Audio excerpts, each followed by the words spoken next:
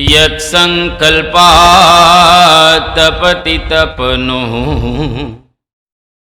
વાતે વાત સમિંધે વહ નિર્ધત્તે ધરણીરુદધી લંઘતે નૈવ વેલા સોયં શ્રીમાન નિખિલ જગતા અંતરાત્માવતીર્ણો ધર્મં રક્ષન દિશતુ કુશલમ સ્વામિનારાયણો નઃ. ભગવતે શ્રી સ્વામિનારાયણાય નમો નમઃ. શ્રી અક્ષર પુરુષોત્તમાભ્યામ નમો નમઃ. શ્રી ગુણાતીતાનંદ સ્વામી મહારાજાય નમો નમઃ. શ્રી ભગતજી મહારાજાય નમો નમઃ. શ્રી શાસ્ત્રીજી મહારાજાય નમો નમઃ. શ્રી યોગીજી મહારાજાય નમો નમઃ. શ્રી પ્રમુખ સ્વામી મહારાજાય નમો નમઃ. શ્રી મહંત સ્વામી મહારાજાય નમો નમઃ.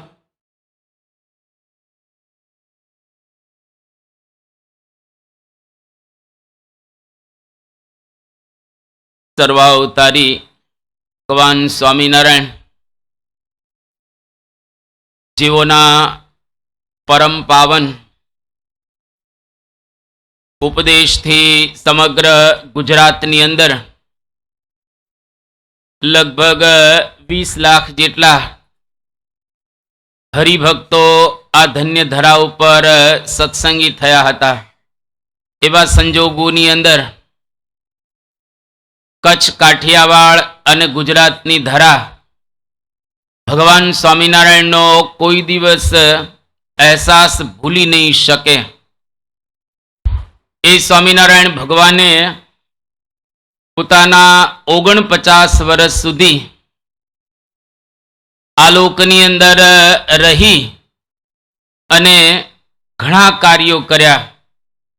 એ વખતના સાક્ષરો, એ વખતના બુદ્ધિજીવીઓ, એ વખતના સામાજિક સુધારકો અને એ વખતના રાજ્યકર્તાઓ, ખાસ કરીને એ વખતે અંગ્રેજો પણ ભારત વર્ષની અંદર હતા.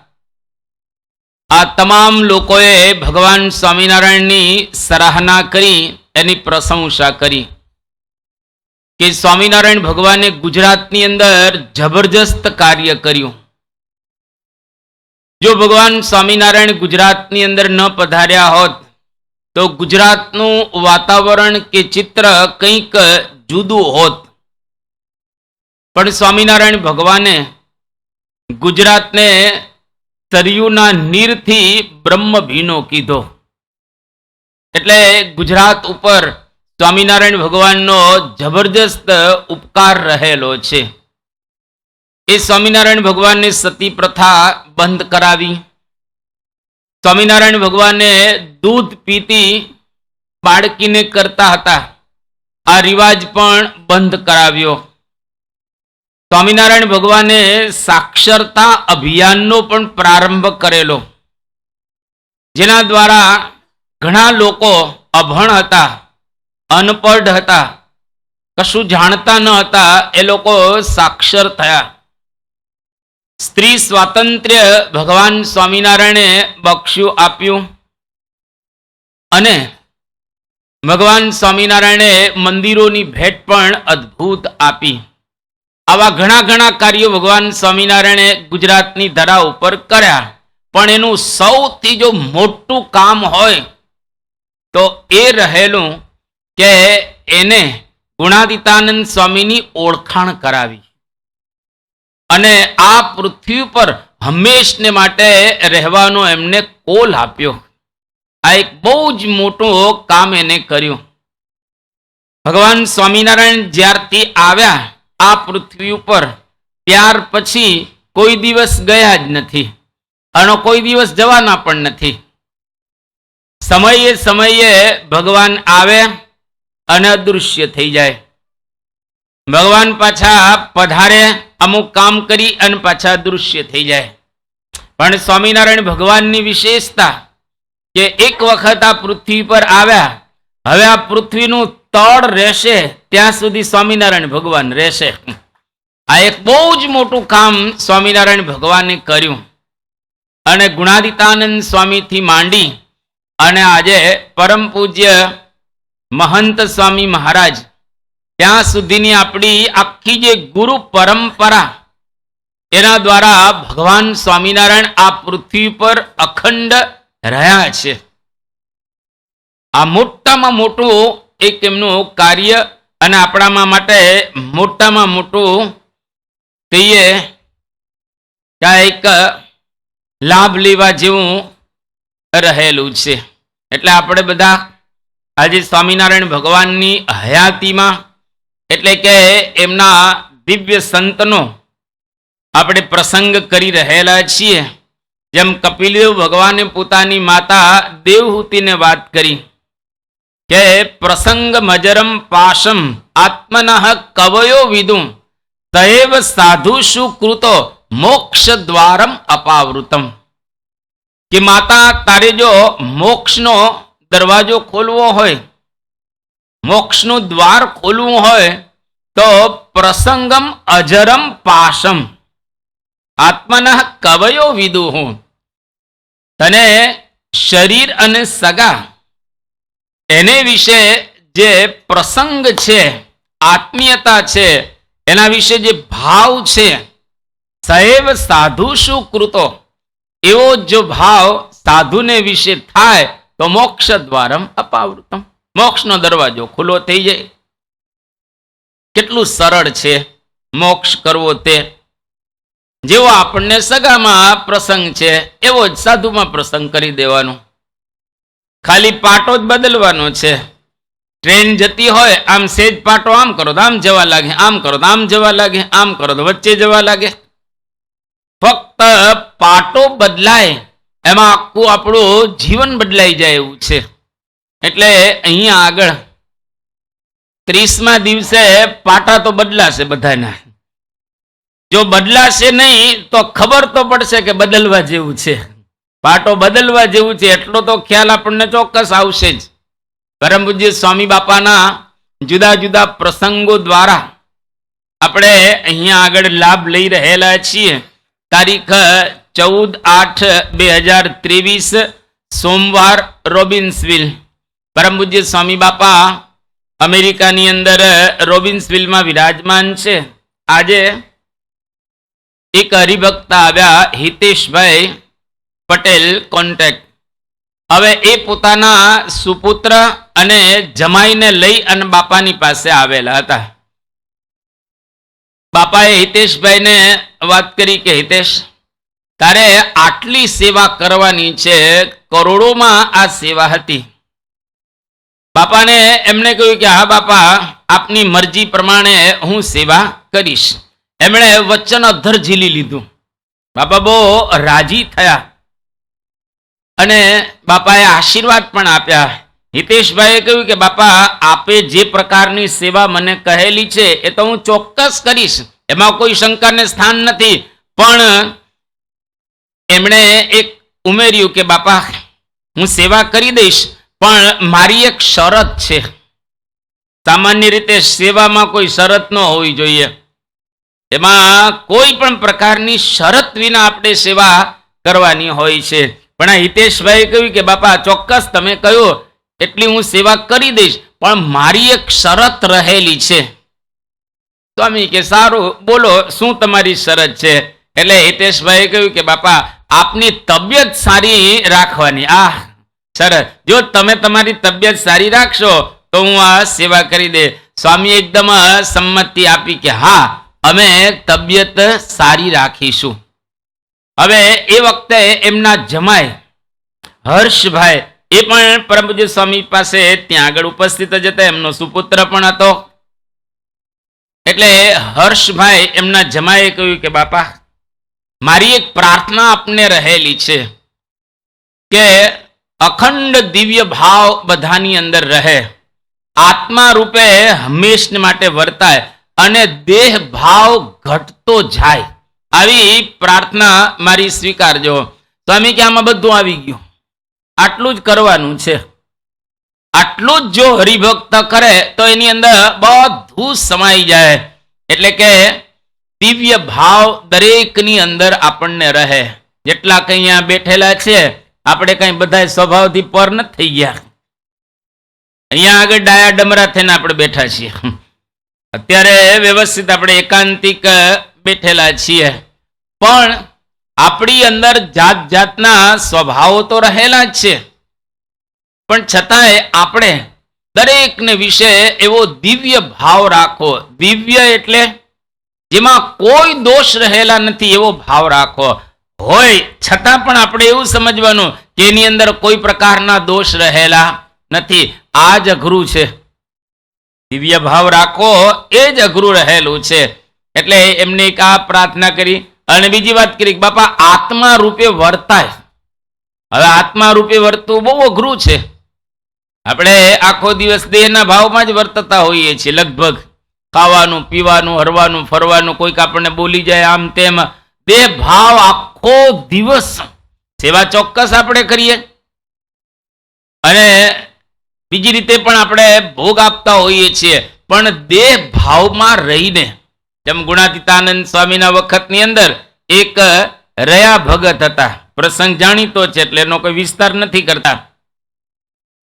ગુણાતીતાનંદ સ્વામી કે રહ્યા અહીંયા આવ. કે સ્વામી કોણ રહ્યો? અમારો હાથ રહ્યો, અમારો પગ રહ્યો, અમારું માથું રહ્યું, કોણ રહ્યું આમાં? ગુણાતીતાનંદ સ્વામી કે રહ્યા બહુ તો જ્ઞાની થઈ ગયો છે.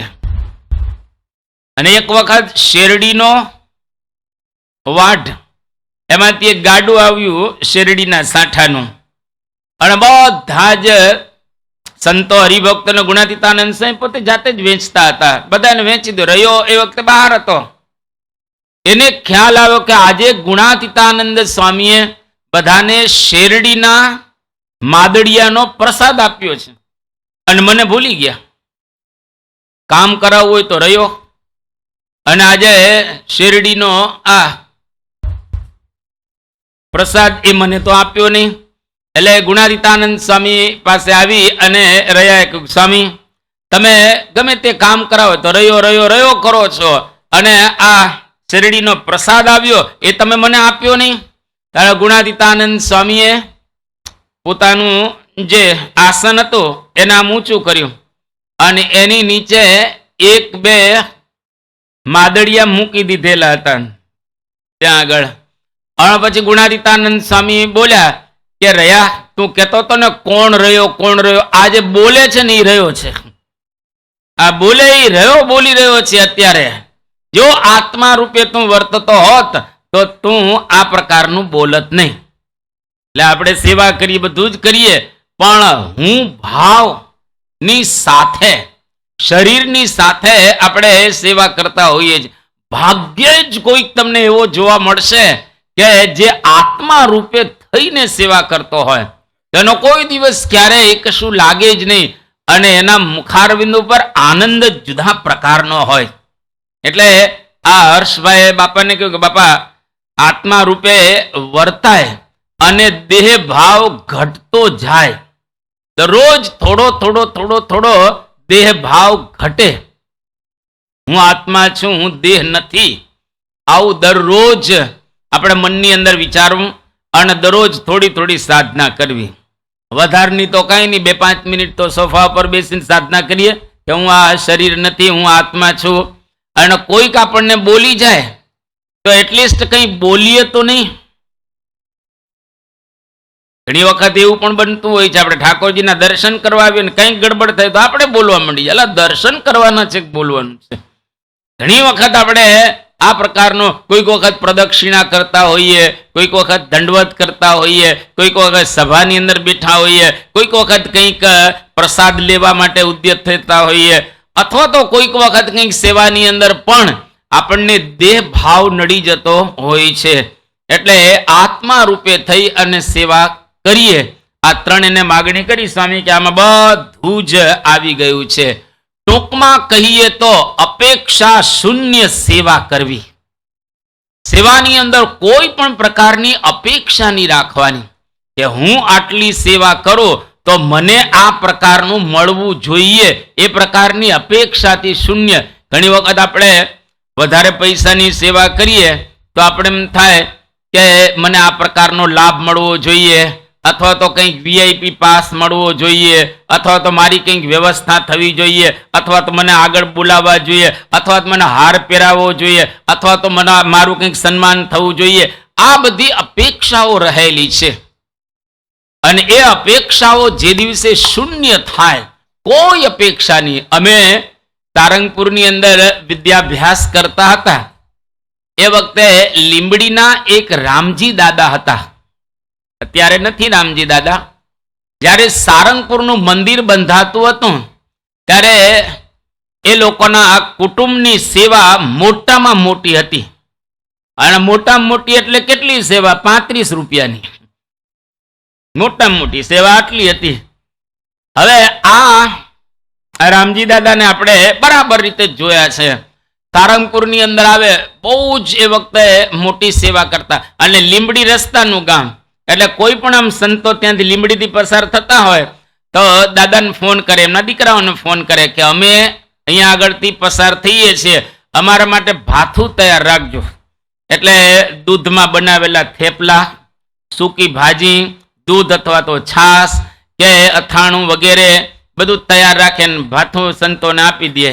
અને સંતો લઈને આગળ જાય. પધરામણી ઘરે કરે ન કરે કઈ નક્કી નહીં, પણ રસ્તા ઉપરથી સંતો આમ લઈને જાય. હવે જેટલી વખત સંતો આખી સંસ્થામાં તો કેટલાય નીકળતા હોય ને, દર વખતે રામજી દાદાને ફોન કરે અથવા તમે દીકરાને ફોન કરે કે ભાઈ અમે નીકળીએ છીએ તો આ રસ્તાની અંદર જમવાની વ્યવસ્થા કરી આપજો. એટલે ચોખ્ખું વ્યવસ્થિત એટલા ભાવથી બનાવી આપે કે ન પૂછો વાત. હવે આટલી બધી સેવા કરે, બધું જ કરે, પણ અપેક્ષા કોઈ દિવસ ક્યારેય ન રાખે. અને એ દાદાને અમે જોયા છે સારંગપુરની અંદર. દાદા આવે એક નાનકડી થેલી લઈને બાપાને લાભ લેવા માટે. બાપા ઘણી વાર સારંગપુરમાં મહિનો રોકાય તો કોઈક વખત અઠવાડિયું દાદા લાભ લેવા આવે. અને આવીને શું કરે, એની થેલી સારંગપુરનો સભા મંડપ છે, એ સભા મંડપની અંદર ટીંગાડી દે ત્યાં. અને ટીંગાડી અને જનરલમાં જમી આવે શાંતિ. કોઈ પાસ ની કઈ અપેક્ષા.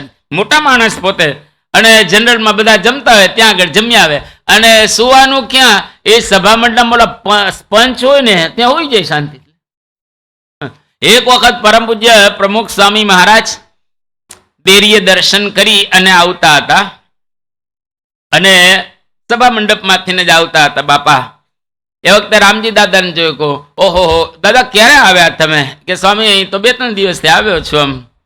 અને બધું વ્યવસ્થા? હા બાપા બધી વ્યવસ્થા થઈ ગઈ, કોઈ ચિંતા નથી, સરસ કથા વાર્તાનો લાભ મળે છે. અને પરમ પૂજ્ય પ્રમુખ સ્વામી મહારાજ અમે જોયું છે આમ ફ્લોર ઉપર પાથરા વિના રામજી દાદા બેઠા હતા આમ અઢેલીને એક થાંભલાને. અને પરમ પૂજ્ય સ્વામી બાપા નીચે બેસી ગયા પલાઠી વાળીને અને એની સાથે એકદમ વાતે વળી ગયા કે કેવું છે, તબિયત સારી છે ને આમ છે તેમ છે. એમને બાપા પાથરા વગર બેસી ગયા ત્યાં સભા મંડપની અંદર. જો અપેક્ષા શૂન્ય સેવા, કોઈ પણ પ્રકારની સેવાની અંદર અપેક્ષાની વ્યવસ્થા થાય તો પ્રેમથી વ્યવસ્થાને માન આપવું. વ્યવસ્થા ન થાય તો બિલકુલ એની અંદર આઘા પાછા ન થવું, આકડા ઉતાવળા પણ ન થવું. દિલ્હીની અંદર આપણે અક્ષરધામ બાંધ્યું છે. એમાં જે પહેલી જગ્યા લેવાની જ્યાં અક્ષરધામ બંધાયેલું છે એમાં અમેરિકાના ઘનશ્યામભાઈ, જે બુધરભાઈના દીકરા બુધરભાઈના દીકરા ઈશ્વરભાઈના દીકરા, આ 3 છે. એમાં એક ઘનશ્યામભાઈ અમેરિકા રહે છે. આ ઘનશ્યામભાઈ જ્યારે અક્ષરધામની પ્રતિષ્ઠા થઈ એ વખતે ત્યાં લાભ લેવા માટે આવ્યા હતા. બહુ મોટી સેવા ઘનશ્યામભાઈની. હવે રસ્તાની અંદર આવતા હતા, ચાલતા આવતા હતા. એટલે સંતોએ ઘનશ્યામભાઈને જોયા એટલે કહું, આવો ઘનશ્યામભાઈ ગાડીમાં બેસે. એ કે ના સ્વામી તમે જતા રહો, તમે ગાડીમાં જતા રહો, હું તો શાંતિથી ચાલ્યો આવીશ અને બધી વ્યવસ્થા થઈ ગઈ છે, મારી કોઈ ચિંતા ન કરો, તમે શાંતિથી જાઓ, હું બધું કરી લઈશ. ચાલતા ચાલતા એ પોતે આવતા હતા, કોઈ પણ પ્રકારની અપેક્ષા જ નહીં. અને જે વખતે જે ટાણું હોય એ વખતે ટાણાની સેવા કરી લેવી, એ વખતે ટાણું હોય ત્યારે. અને એ વખતે જો સેવા કરીએ ને અપેક્ષા ન રાખીએ તો બાપા અતિશય આપણી ઉપર રાજી થાય. આપણે નથી ઘણી વખત કહેતા કે ટાણે મોતી ભરડી નાખવા, ટાણાની સેવા થોડીક થઈ જાય તો પણ મહારાજ અને સ્વામી રાજી થઈ જાય. નિષ્કુળાનંદ સ્વામીએ બહુ સરસ કાવ્યની અંદર વાત કરી કે સમો જોઈ સેવકને તત્પર રેવું તૈયાર, મન કર્મ વચને કરી કરવી સેવા બહુ પ્યાર. જે ટાણે ગમે જેમ નાથને તે ટાણે કરવું તે, જે ન ગમે જગદીશને અણગમ્યું ન કરવું એમ. એવા અતિ સુરત જન જે તે કરે પ્રસન્ન, નિષ્કુળાનંદ કહે નાથના કહીએ સાચા સેવક જન. કે જે સમય ગમે નાથને, જે વખતે ભગવાનને જે ગમે એ પ્રેમથી સેવા આપણે કરી લેવી, મન કર્મ અને વચનથી. એવું નથી કે પૈસાથી ને સેવા થાય, એવું કઈ લખ્યું નથી. હવે બિચારા ઘણા પૈસાદાર ન હોય તો એ કેવી રીતે સેવા કરી શકે? ઘણાને પૈસા ભગવાને આપ્યા હોય તો પૈસાથી સેવા કરે, ઘણાને શરીર સારું આપ્યું હોય, સ્વસ્થ શરીર હોય તો શરીર કરીને સેવા કરે, કોઈકને શરીરે સારું ન હોય પૈસા ન હોય તો શું કરવાનું? તો મને કરીને પણ સેવા થઈ શકે છે. એવું નથી કે આ મનથી ન થાય, પ્રેમથી આપણે મન દ્વારા સેવા કરી શકીએ. આ બધા સારું કરે છે, બાપાનું કામ સુંદર છે, આપણે કોઈકના ગુણ ગ્રહણ કરીએ અને કોઈક સેવામાં જતા હોય તો એને પ્રોત્સાહન થોડુંક આપીએ કે તમે બહુ સારું કરી રહેલા છો, તમે થોડુંક એને બિરદાવો ને તો પણ આપણી મોટામાં મોટી સેવા થઈ ગઈ. એટલે જે વખતે ભગવાનની મરજી હોય એ પ્રમાણે આપણે સેવા કર્યા રાખવાની.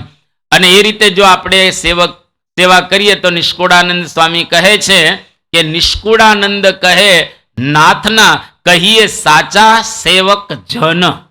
મન કર્મ ને વચને જેટલી આપણાથી થઈ શકે એટલી સેવા કરીએ તો સાચા સેવક ગણાઈએ, એ વાત કરે છે. ત્યાર પછી અહીંયા આગળ નિષ્કુળાનંદ સ્વામી એક બહુ સુંદર બીજી વાત કરી કે જે વખતે ભગવાન આ પૃથ્વી પર પ્રગટ હોય અને એ વખતે એની મરજીને તપાસીને સેવા કરવી, એટલે ટૂંકમાં પતે. આપણે ટૂંકમાં પતાવવાનું તો છે જ, કારણ કે આપણે આ 100 વર્ષની જિંદગી છે. 100 વર્ષની જિંદગીમાં ઘણું બધું તો ભણવામાં ગણવામાં બીજું ને ત્રીજું ને સંસારના કામમાં એ બધું આપણે વ્યતીત કરી નાખતા હોય. એટલે થોડા સમયની અંદર વધારે કામ કરવું હોય તો જોયા રાખવું ભગવાન અને સંતની સામે, અને એની સામે જોયા રાખીએ.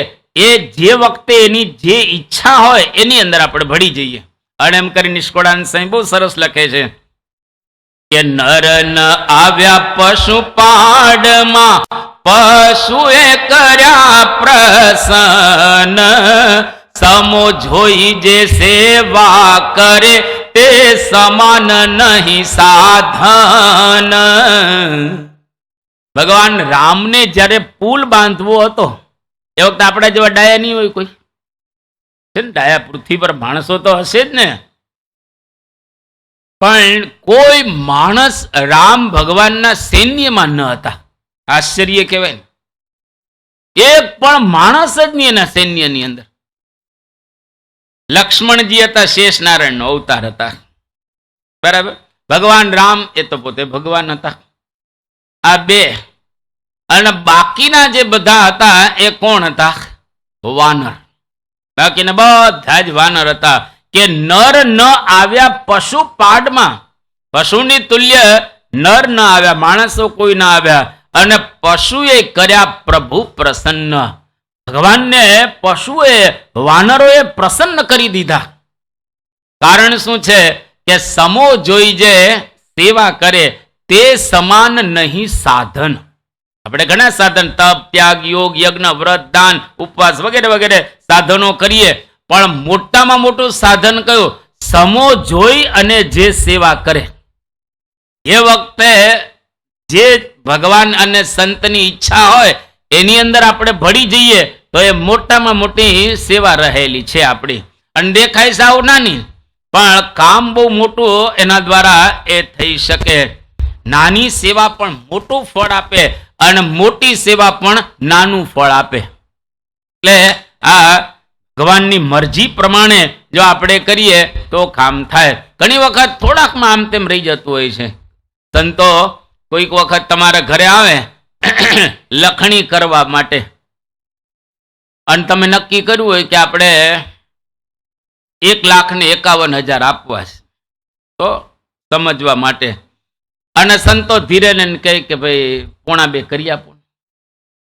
હવે સવાલ તો 25,000 નો છે ને, સવાલ કઈ વધારે નથી. પણ એ વખતે એટલી બધી આનાકાની આપણે કરીએ કે ના ના ના નહીં, આ નહીં મેળ પડે ને, આમ છે ને તેમ છે ને.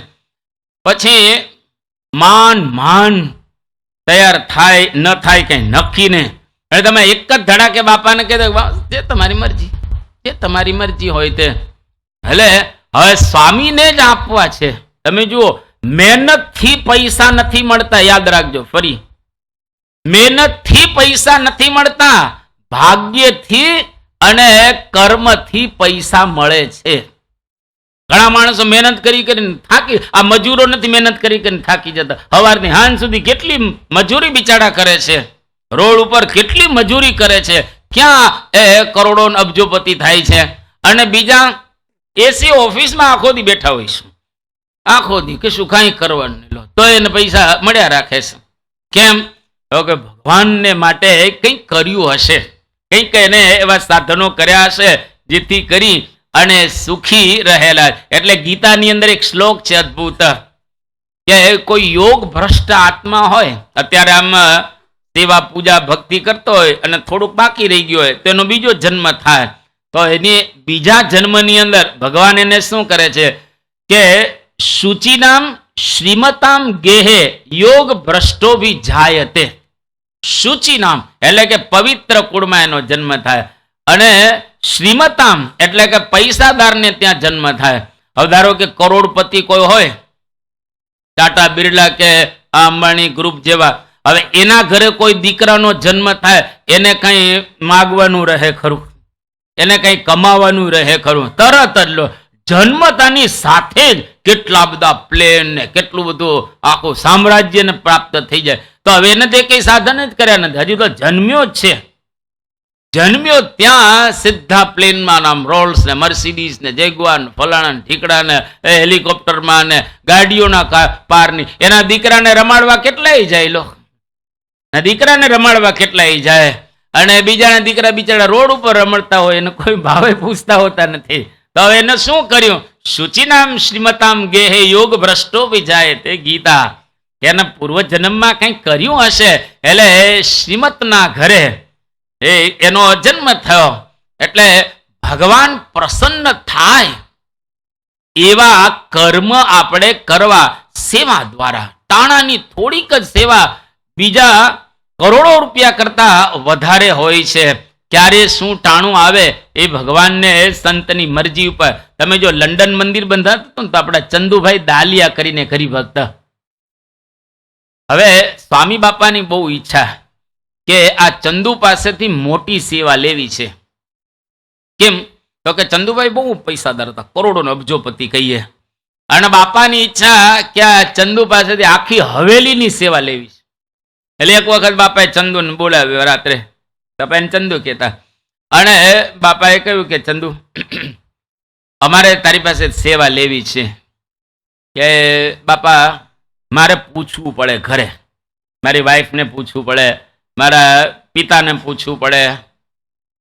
સ્વામી કે સારું, વાંધો નહીં, પૂછીને તું કહેજે, પણ અમારે આટલી સેવા લેવી છે. બાપાએ આંકડો આપ્યો અને આ ચંદુભાઈ ઘરે ગયા. એની ધર્મ પત્ની અને એના પિતા દાડિયા કાકા બહુ નિષ્ઠાવાળા, જબરજસ્ત લંડનમાં.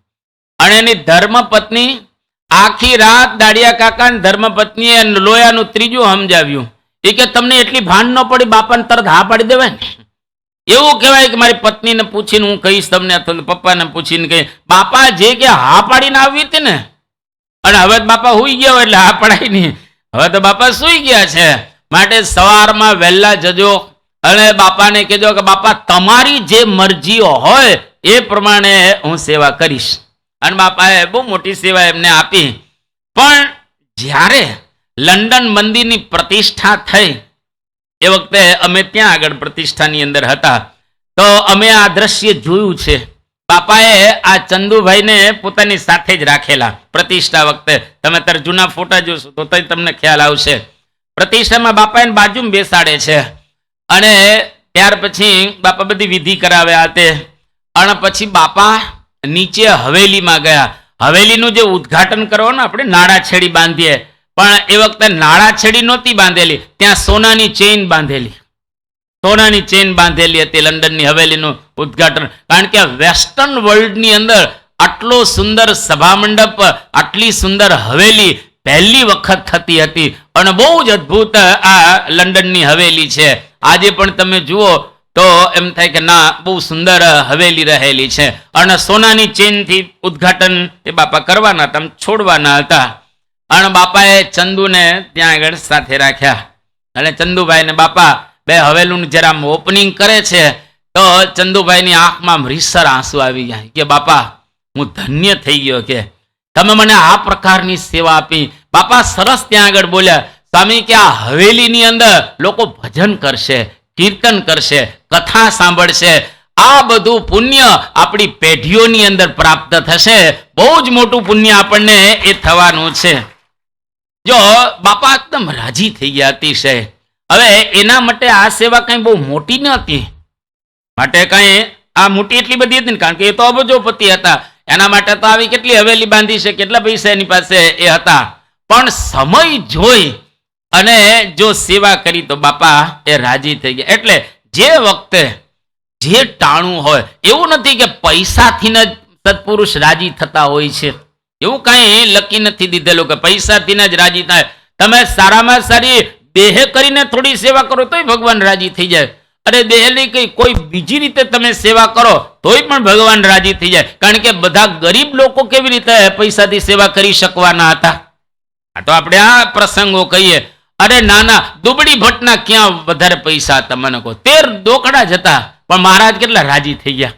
કારણ કે મહારાજને જરૂર હતી. એ વખતે ગઢડા મંદિર બંધાતું હતું એટલે જરૂર હતી અને એમાં એને આ મળ્યો એટલે એ રાજી થઈ ગયા. શાસ્ત્રીજી મહારાજ છેલ્લી અવસ્થાની અંદર એમને વાની તકલીફ બહુ હતી, અતિશય વાની તકલીફ હતી.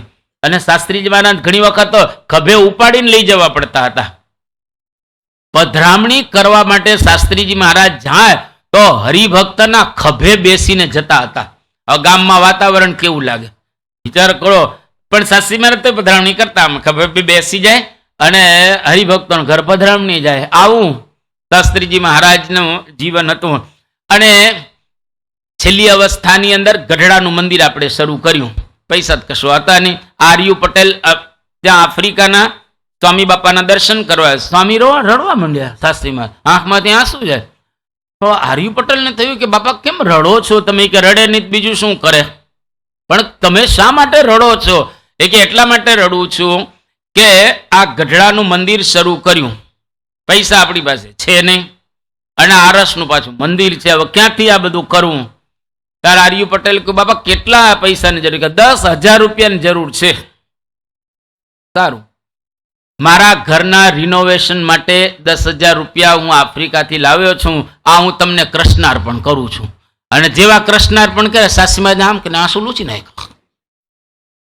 સરસ લીધા આંસુ લૂછી અને સાસીમાં એકદમ બેસા. એટલા બધા પ્રસન્ન થઈ ગયા શાસ્ત્રીજી મહારાજ કે ન પૂછો વાત. અને પછી આર્યુ પટેલ તો ગયા અને બધા સંતો બેઠેલા સામે હતા અને હરિભક્તો પણ થોડા હતા. એ વખતે શાસ્ત્રીજી મહારાજ શું બોલે છે કે જે વખતે પગમાં શક્તિ હતી એ વખતે ગામડે ગામડે ફરી પધરામણી કરી અને સેવા ઉઘરાવી અને અક્ષર પુરુષોત્તમના મંદિરો કર્યા. જે વખતે પગની અંદર શક્તિ જતી રહે એટલે હાથમાં શક્તિ હતી એટલે જોડીઓ માગી માગી એક ઘરે બીજી ઘરે અને આ અક્ષર પુરુષોત્તમના મંદિરો કર્યા. પણ હવે પગમાં શક્તિ નથી, હાથમાં શક્તિ નથી, તો હવે રડીને પણ અક્ષર પુરુષોત્તમના મંદિરો એ કરીશું. મારો જન્મ જ અક્ષર પુરુષોત્તમના મંદિરો કરવા માટે એ થયેલો છે. અને ખરેખર એમાં જેટલા જેટલા ભળ્યા એમાં શાસ્ત્રી મહારાજ રાજી થઈ ગયા. તો નાની કે મોટી સેવા એ અગત્ય નથી. સેવાની અંદર અપેક્ષા શૂન્ય, કોઈ પણ પ્રકારની અપેક્ષા નહીં. આપણે ભગવાન માટે કરીએ, મંદિરો માટે કરીએ, સંતો માટે કરીએ, સદ્ધર્મ માટે કરીએ, સંપ્રદાય માટે કરીએ, સિદ્ધાંત માટે કરીએ કે સત્પુરુષને માટે કરીએ, એમાં અપેક્ષા શૂન્ય થોડું કરીએ એનો જબરજસ્ત આપણને ફળ પ્રાપ્ત થાય છે. અહીંયા આગળ પરમ પૂજ્ય સ્વામી બાપા હિતેશભાઈ કોન્ટેક અને એમની આખી જે ફેમિલી એને બાપા આશીર્વાદ આપે છે. આપણા અક્ષરધામની અંદર પણ હિતેશભાઈ કોન્ટેકે બહુ જ મોટી સેવા કરી છે. ત્યાં અમેરિકાની અંદર તો સેવા કરી એટલી જ અહીંયા આગળ આપણા અક્ષરધામની અંદર પણ એને કરોડો રૂપિયાની સેવા કરેલી છે. તો આવા અપેક્ષા શૂન્ય હરિભક્તો આપણા સંપ્રદાયની અંદર આજે પણ વિદ્યમાન છે અને આપણે એને જોઈ રહેલા છીએ. તારીખ 15/8/2023 મંગળવાર, રોબિન્સવિલ. સ્વામી બાપા હવે એ જે નીકળવાના સમયે થોડોક વરસાદ ચાલુ હતો અને આશ્ચર્યની વાત તો એ હતી કે વરસાદ ચાલુ હતો અને એની અંદર બધા હરિભક્તો દર્શન કરતા હતા. દર્શન કરતા કરતા એ પલળતા હતા બધા હરિભક્તો.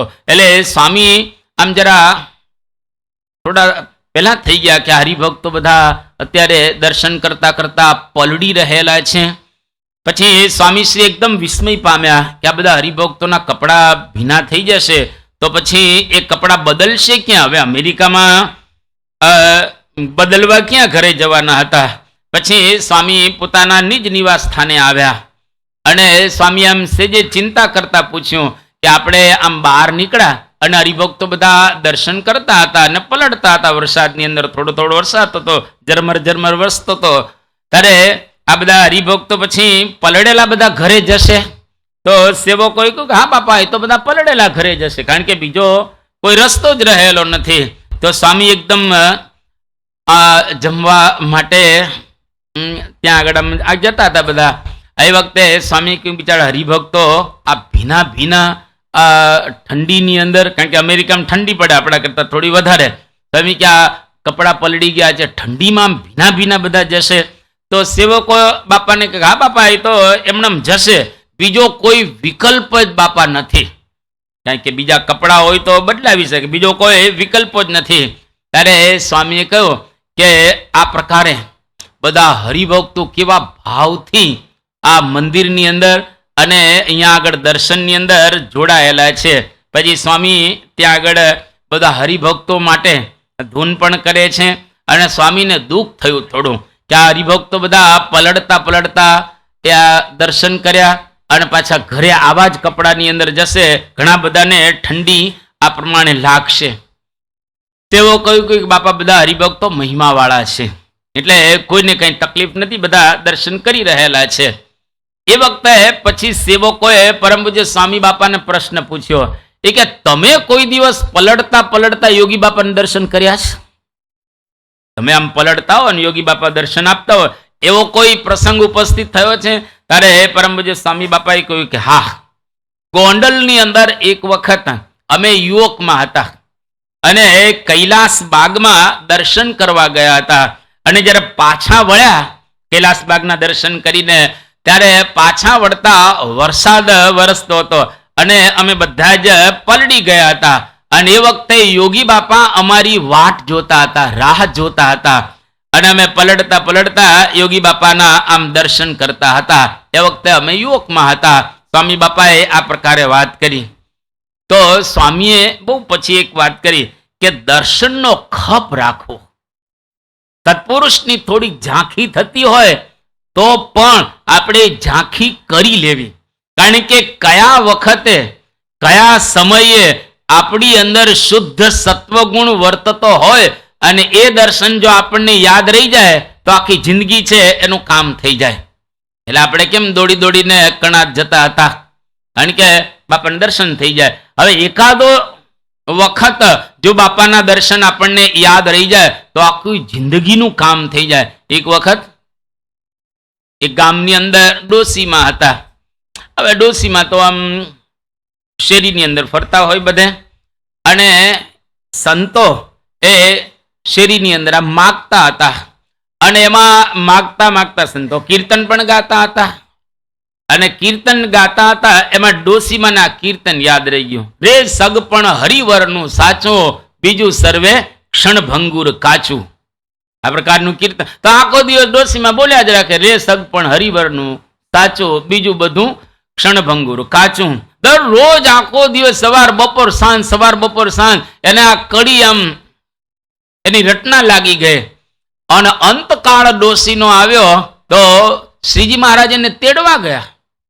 એ કે ચાલો ડોસીમાં અમારા ધામમાં. એ કે તમે કોણ? કારણ કે તો સત્સંગી તો હતા નહીં. એ કે તમે કોણ? એ કે તમે જેનું ભજન કરો છો એ હરિવર હું છું.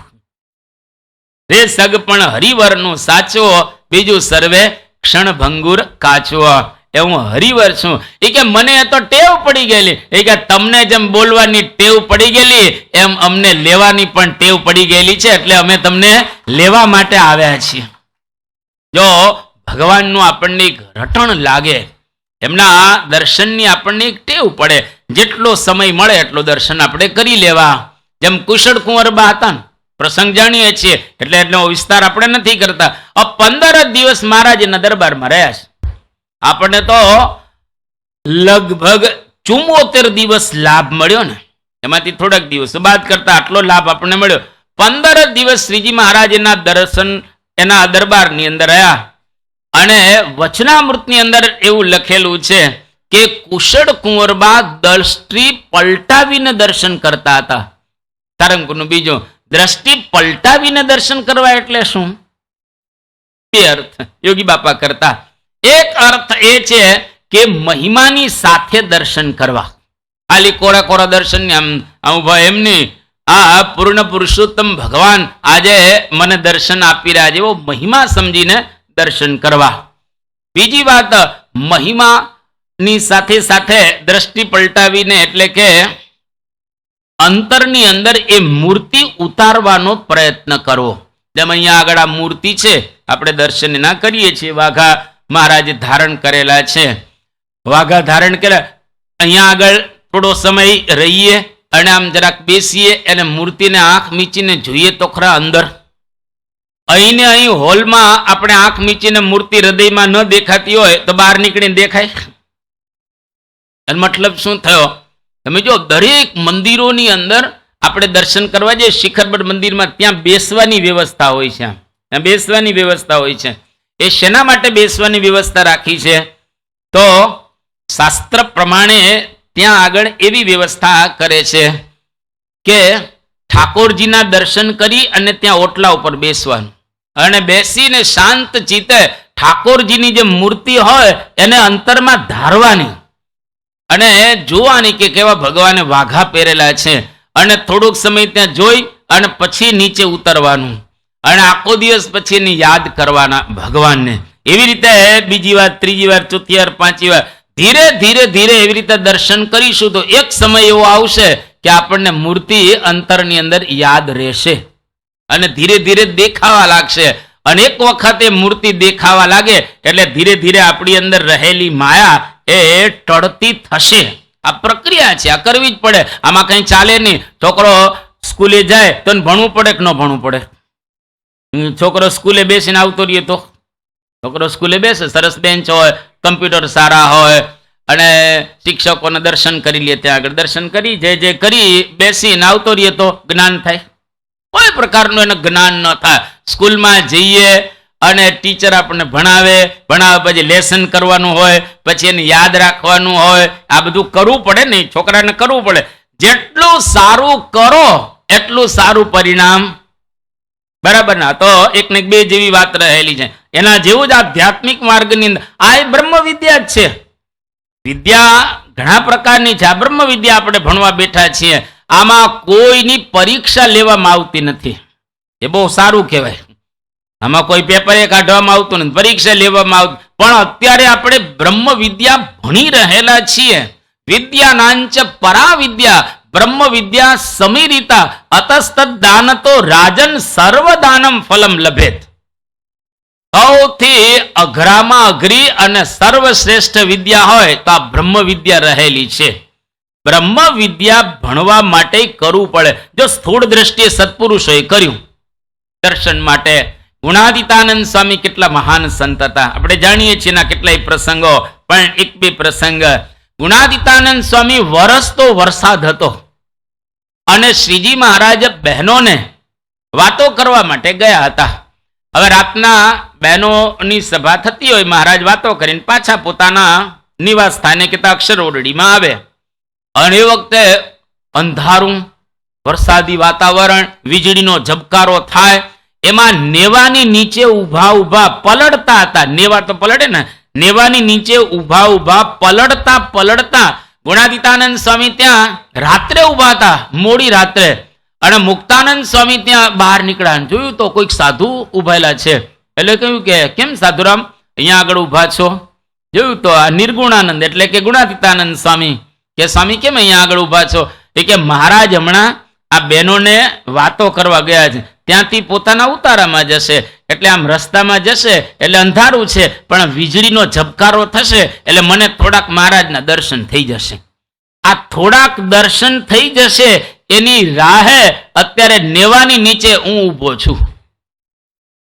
અક્ષર બ્રહ્મનો અવતાર જેને ભગવાન દેખાય છે હૃદયની અંદર, તો એ આકર્ષણ તો તમે જુઓ, કેટલું દર્શનનું આકર્ષણ. પ્રેમાનંદ સ્વામી શું બોલ્યા કે માસુક જરાજ દેના નૈનો કા નજારા ઇતને में होएगा आश कुंदा गुजारा. મહારાજ એક વખત તમે મારી સામે દ્રષ્ટિ કરો, બસ આટલામાં મારી જિંદગી આખી હું પૂરી કરી નાખીશ. આ ભગવાનના દર્શનનો મહિમા તો તમે એ જો. એક વખત ગુણાદિતાનંદ સ્વામી મહારાજની સાથે વિચરણની અંદર હતા અને એક હરિભક્તે પાકના લાડુ આપ્યા. સરસ હતા પાકના લાડુ. મહારાજ બધાને પ્રસાદી આપી, બધા સંતોને વેચી દીધા પાકના લાડુ. ગુણાદિતાનંદ સ્વામીના ભાગનો પણ પાકનો લાડુ આવ્યો. સ્વામીએ વિચાર કરો કે આ મારે પાકનો લાડુ ખાવો નથી, પણ મારે આ પાકનો લાડુ એક સાધુને આપી દેવો છે. અને એ સાધુને વિનંતી કરવી છે કે મહારાજ અહીંયા આગળથી હવે આગળ જવાના છે અને મહારાજ તો માણકી ઘોડી ઉપર જવાના છે, એટલે ઘોડી તો થોડી સ્પીડમાં ચાલે ને માણસ કરતા, તો મારે મહારાજના દર્શન કરવા છે. એટલે હવે મારે કોઈ જોડમાં સાધુ તો જોઈએ ને, હું એકલો તો કઈ જઈ ન શકું. એટલે પોતાના પાકનો લાડુ પેલા સાધુને આપી દીધો અને કહ્યું તમારે જોડમાં હાલશો, દોડવું પડશે, થોડુંક આમ જરા સ્પીડથી ચાલવું પડશે, દોડવું પડશે. એ કે ચાલીશ. કારણ એને પાકનો બીજો લાડુ મળ્યો, એટલે પોતાનો લાડુ તો હતો, બીજો લાડુ, બે પાકના લાડુ મળ્યા. કેટલો મહિમા હશે પાકના લાડુનો એ આપણને ખબર પડે. પાકનો લાડુ આપી દીધો ગુણાદિતાનંદ સ્વામી અને મહારાજ માણકી ઘોડી પર વિરાજમાં. ગુણાદિતાનંદ સ્વામી પાછા પગે, હવે આગળ દોડવું હોય તો આપણે ફાવે, પાછા પગે આમ દોડવું હોય તો કેટલું અઘરું પડે. ગુણાદિતાનંદ સ્વામી પાછા પગે દોડતા દોડતા મહારાજના દર્શન કરતા હતા અને લાભ લેતા હતા. આવા મહાન સંત, એને જો દર્શનનો આટલો મોટો ખપ હોય તો આપણે તો ખપ રાખવો જોઈએ ને. આપણે તો દર્શનની અંદર સ્વાભાવિક રીતે ખપ રાખવો જોઈએ. અને કેટલા એવા હરિભક્તો અત્યારે છે પાછા, એવું નથી કે અત્યારે નથી. મહારાજના વખતમાં હતા, યોગી બાપાના વખતમાં એવા હરિભક્તો હતા, શાસ્ત્રીજી મહારાજના વખતમાં હતા, મહારાજના વખતમાં આંબા શેઠ હતા. આપણે આંબાના ઘણા પ્રસંગો જાણીએ છીએ, પણ આંબા શેઠને મહારાજના દર્શનનો અતિશય ખપ. હવે એટલો બધો ખપ કે ઠંડી હોય, ગરમી હોય, વરસાદ હોય, દરરોજ ગઢડે એક ગઢાડીથી જતા અને દર્શન કરતા. હવે મહારાજને તો ઘણી વખત બારગામ જવાનું થાય, તો શું કરવાનું? તો મહારાજ એ લાલજીની મૂર્તિ ત્યાં આગળ આપતા જતા હતા ગઢડાની અંદર. એ મૂર્તિના દર્શન કરે આંબા શેઠ અને પછી ઘરે જાય, કારણ કે મારે તો બારગામ ગયેલા છે. એક વખત એવું બન્યો કે લાલજીની મૂર્તિ મહારાજ આપવાનું ભૂલી ગયા અને મહારાજ એમને નીકળી ગયા. હવે આંબા શેઠ તો નિયમ પ્રમાણે દર્શન કરવા માટે આવ્યા.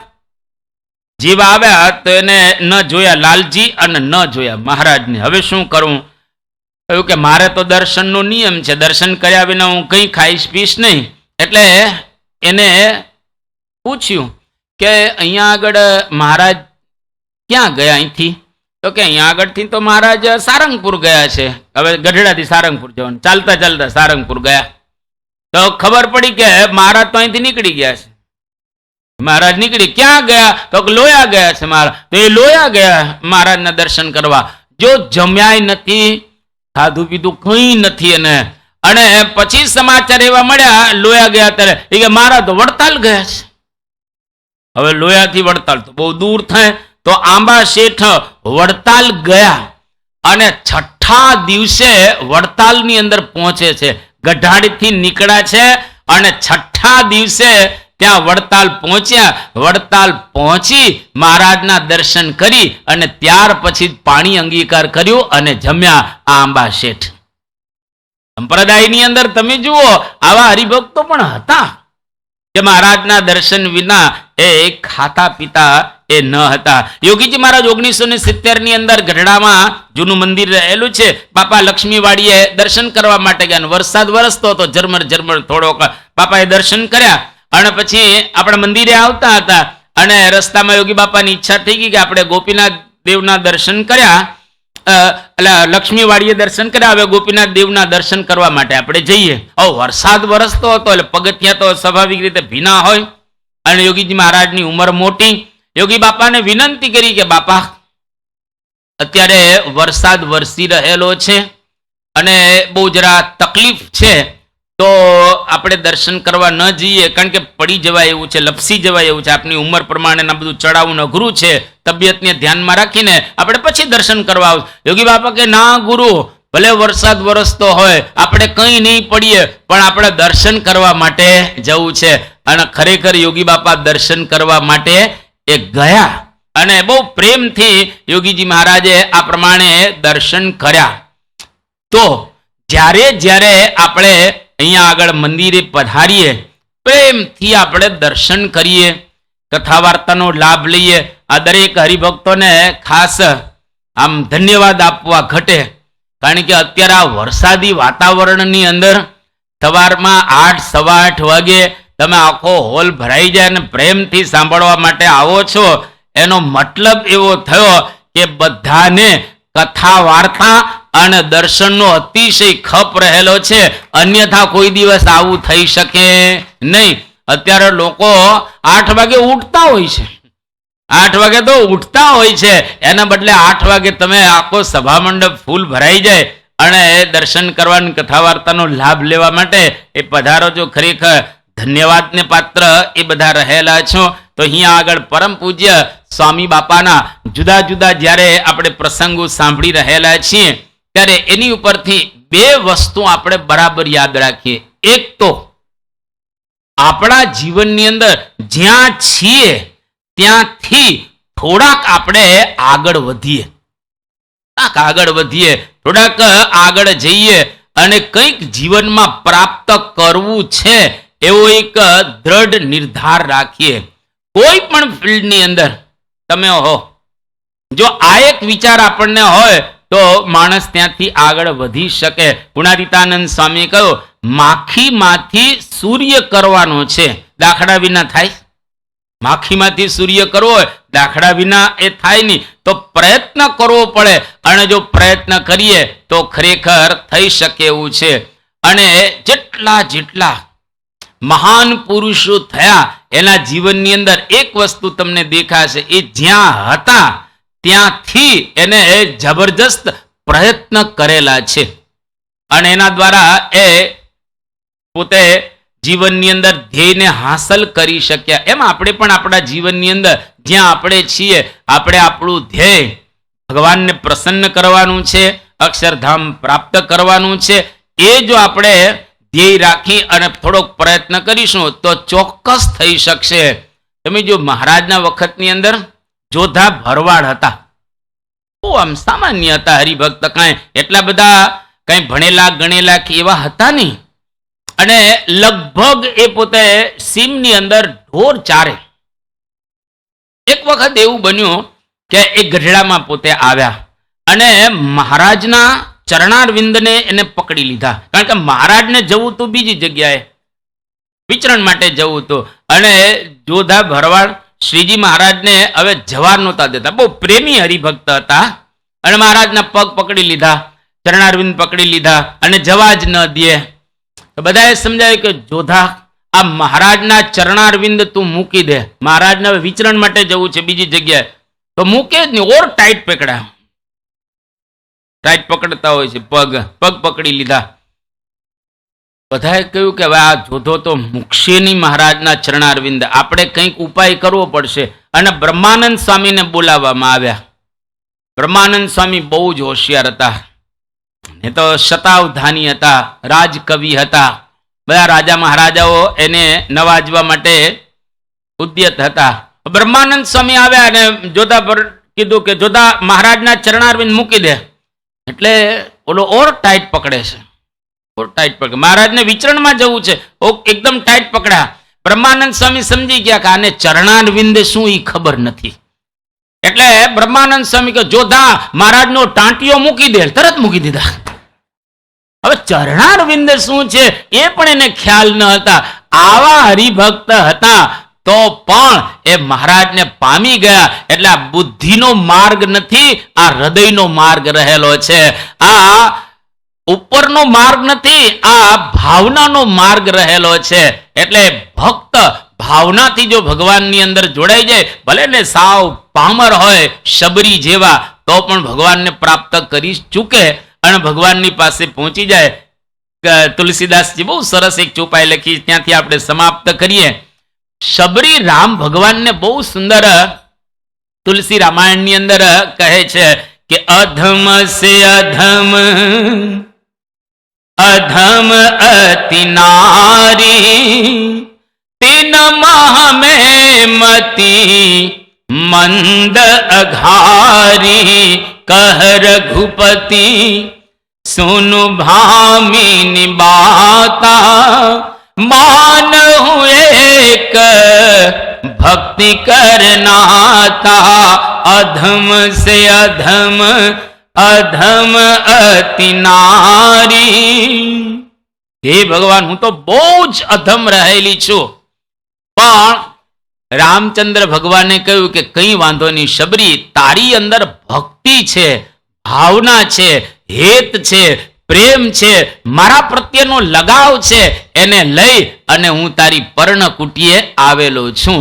એટલે ભગવાન ભાવના ભૂખ્યા રહેલા છે. એટલે આપણે ભાવથી ભગવાનના દર્શન કરીએ, કથા વાર્તા સાંભળીએ તો આપણી ઉપર ભગવાન અને સંત રાજી થાય. અહીંયા આગળ આપણે આ પારાયણને પૂર્ણ કરીએ છીએ. 2 મિનિટ ધૂન બોલાશે. આપણે આપણું સ્થાન બરાબર રીતે જાળવી રાખીશું. સ્વામી નારાયણ નારાયણ નારાયણ સ્વામી નારાયણ નારાયણ નારાયણ સ્વામી નારાયણ નારાયણ નારાયણ સ્વામી નારાયણ નારાયણ નારાયણ સ્વામી નારાયણ સ્વામી નારાયણ સ્વામી નારાયણ સ્વામી નારાયણ સ્વામી નારાયણ નારાયણ નારાયણ સ્વામી નારાયણ નારાયણ નારાયણ સ્વામી નારાયણ નારાયણ નારાયણ સ્વામી નારાયણ નારાયણ નારાયણ. શ્રી સ્વામિનારાયણ ભગવાનની. આપણે સૌ સભાની અંદર પોતાનું સ્થાન 2 મિનિટ માટે જાળવી રાખશું.